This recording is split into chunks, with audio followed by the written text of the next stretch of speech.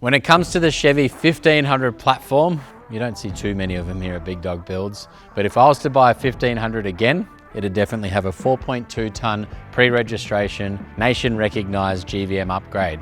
So this one here has got the 4.2 tonne SSM kit, so that's second stage manufactured, which means no matter which state you go to, if you deregister the vehicle, re-register the vehicle in another state, the GVM upgrade's still going to be compliant. And by doing the 4.2 tonne GVM upgrade pre-registration, retains the 4.5 tonne towing that the Chevy 1500 LTZ comes with. So pre-registration, 4.2 tonne, good wheels, good tyres. We've got flares coming, we've got prototypes on this one here. We'll go for a full walk around and I'll show you all about that one. If you're Interstate and you're looking at getting a pre-registration GVM upgrade kit just like this one here, no matter if that's the Chevy, the Ram or the Ford F-150, even the Toyota Tundra, we can get your Toyota Tundra direct into Big Dog Builds pre-registration. The benefit with that one there, we can get it from the dealer, get it into here, get it registered, and you can fly in, drive away, and that vehicle is going to be road legal in every single state around Australia. If you can't get your vehicle here yourself and you want to do something pre-registration or post-registration, we've now got transport networks around Australia to get your vehicle up here to Queensland into Big Dog Builds. Simply fly in when the vehicle's done, get a full handover from the team. I suggest also staying local for a couple of nights, getting back in for that final checkover, then driving the vehicle interstate and going into some of the great tracks, trails and the bumpy roads that we've got around here in Australia.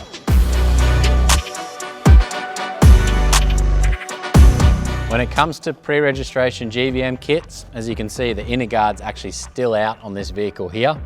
We're halfway through the build. We've got a few R&D products, just like the front bar combo that we'll get into in a second. But for the wheels and tyres on this one, we've gone for the Method 305 NV in the double blacks. These ones here are a HD load rated wheel, which is going to suit the bigger GVM upgrade that this one now has. And being a 305 NV, this one here is a 18:9 0 offset. With the double black, you got a satin black face and you got a gloss black lip. You've also got the satin black lip bolts in there as well. So we don't have to go and swap them out. This wheel comes with it. With the 1500 range as well, you see that nice center cap. The big 8-lug wheels don't get these nice little center caps because the axles stick out too far and we've got to bolt on the bigger ones.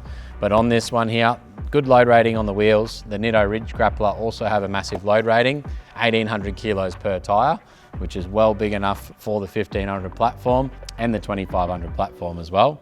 But 35, 12.5, 18 Nitto Ridge Grappler is going to give you a good footprint for this vehicle.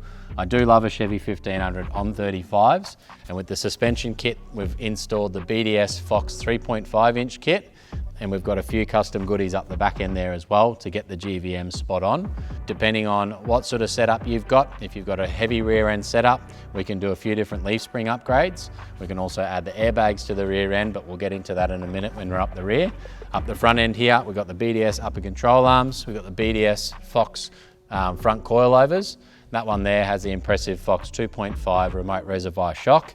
Those ones there up the front, you can adjust those ones. So whether you're going low speed, high speed and wanting full adjustability, those Fox 2.5 shocks are going to be one of the best riding shocks on the market for the 1500 platform. And there's a few other bits and pieces in this BDS 3.5 inch suspension kit.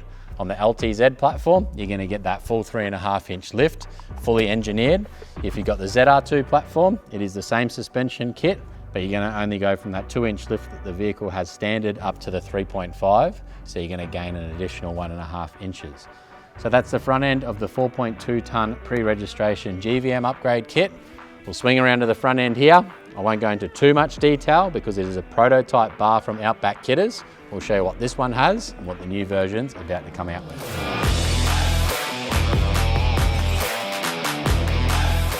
At the front end of the LTZ model, like this 1500 is, we've got some flares to add to the front end, but we haven't installed those ones there because we're working with the team from Outback Kitters to come up with an R&D front bar. This one here is the first into Australia. It's got a few tweaks coming. We've got a different style in the front end, different hoop design, but this one here was a good one to get on. The initial concept was definitely there. It's got the LED light inside the hoop. We've got the steady LED lights on the hoop itself. We've got the forward-facing Outback Kitters fair lead for the 15,000 pound winch that can fit in the front here as well. And obviously the LED lights, which are the signature LED lights in all of the Outback Kitters bars, and you've still got a massive amount of airflow pushing through the front bar as well. So there's a few little tweaks and alterations to do from the team there to get this one dialed in for full production, but we're happy to work with someone like Outback Kitters to develop something pretty cool just like this setup here. Eventually, when this vehicle gets the proper bar fitted, it is going to be color coded this nice pearl white to the vehicle color, and this one will definitely suit the vehicle really, really nicely with the color coded flares covering those 18x9 zero wheels. The front bar combination being color coded, this thing here is going to be one good looking 1500 Chevy. But the front end, R&D for now, I thought I'd show you a little bit of a glimpse at the front end here, because it's awesome to see companies in Australia pushing the boundaries and getting new products to market for everyone to enjoy. All these American trucks do make it quite hard to get quick new products to market. If there's a new front end upgrade to the vehicle itself, there's new adaptive cruise modules, sensors, you name it. It's good to see a company like Outback Kitters putting in the extra effort to get something to market pretty quickly. We know these front bars definitely get put through the paces. We've seen some pretty big impacts on some of the other models from Outback Kitters. So this nice, lightweight yet strong and thick aluminium design with the steel winch cradle is definitely going to be one to watch on the market. It's going to be solid, it's going to be good looking, and I'm keen to see stage 2 on this one. Bring the band in. Woo. Well, all right. If you're wanting a UHF combination, you don't know what sort of setup you're running at the back end there. The little bonnet mount brackets we've got for most vehicles now.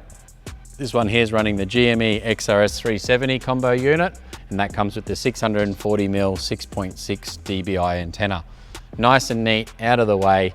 If you do happen to collect something forward driving, that spring base is definitely going to bend.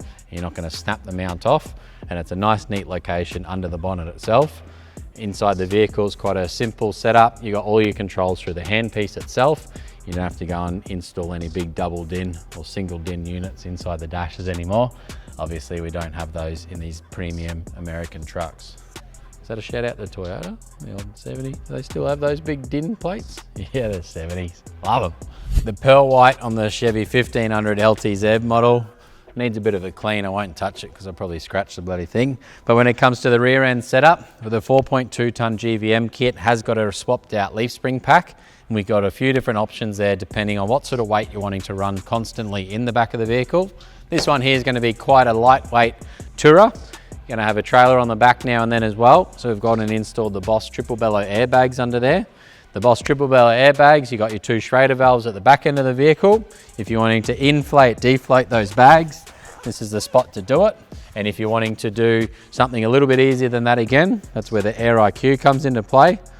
I'm good at connecting to the wrong vehicles, so I might as well do that same thing again on this one. And you can see there, you can connect those 2 bags together. You can disconnect the 2 airbags. You can inflate, deflate on separate airbags.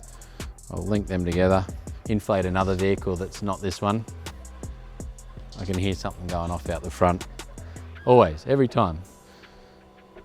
So that one's there. You've also got a remote control there. You can inflate, deflate from inside the cab. Do it on an iPhone or an Android app. You've also got a little voltmeter under there as well, which shows your battery voltage.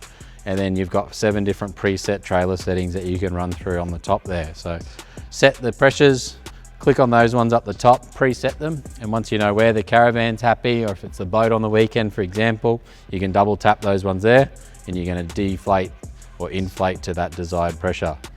I'm good at breaking apps. There we go. Unloaded setup, double tap there, and it's going to go down to that 10, 11, 13 PSI.